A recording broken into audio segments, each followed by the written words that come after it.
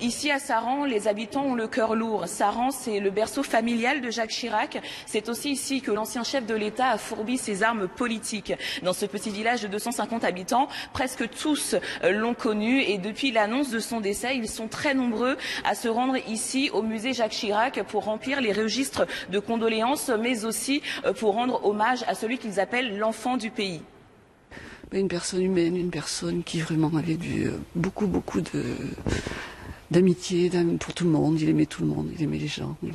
C'était quelqu'un de bien, quoi. Vous êtes d'ici? Oui, on est de la Corrèze. Vous l'avez croisé? Une fois, oui. Je l'ai croisé une fois.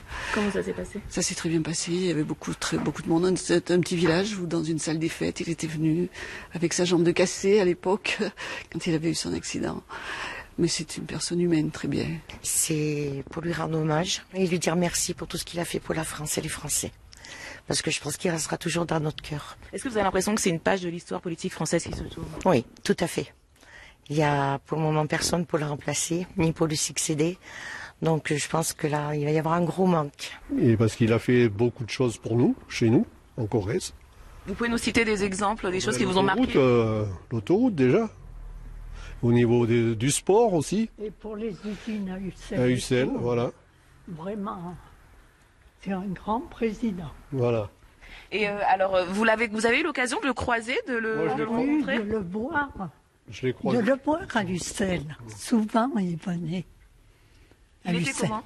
Oh, très gentil, aimable et tout. Il avait bon cœur et tout. Dans ce musée où se trouvent de nombreux objets et cadeaux qui ont été offerts à Jacques Chirac lorsqu'il était président, les visiteurs viennent nombreux ici pour se souvenir des moments forts de la carrière de l'ancien président de la République. Et depuis l'annonce de la disparition de Jacques Chirac, les visites affluent. Je vous propose d'écouter la directrice du musée. Il y a une affluence depuis ce matin, beaucoup plus que d'habitude, des gens qui viennent vraiment que signer le livre de condoléances. C'est très sobre, très discret et ils repartent tout aussi sobrement. Après, nous avons beaucoup de coups de téléphone pour nous demander si le musée sera ouvert ce week-end. En sous-entendu, est-ce que l'on peut passer? Et ce sera bien le cas, bien sûr, en journée continue jusqu'à 19h. Ils regardent presque personne, ils fixent le livre, ils vont au livre, ils l'ouvrent, ils l'écrivent et ils repartent. Ils sont très émus. Ce musée, je pense, symbolise de toute façon la famille ou les liens qu'ils avaient avec la famille ou les liens qu'ils avaient avec les objets. Donc pour eux, ça leur paraît normal de venir signer le livre ici. Les habitants qui ont fait le déplacement jusqu'ici ne cachent pas leur émotion. Ils sont nostalgiques, nous disent-ils, et tous décrivent ici un homme très proche du peuple qui savait parler à tout le monde.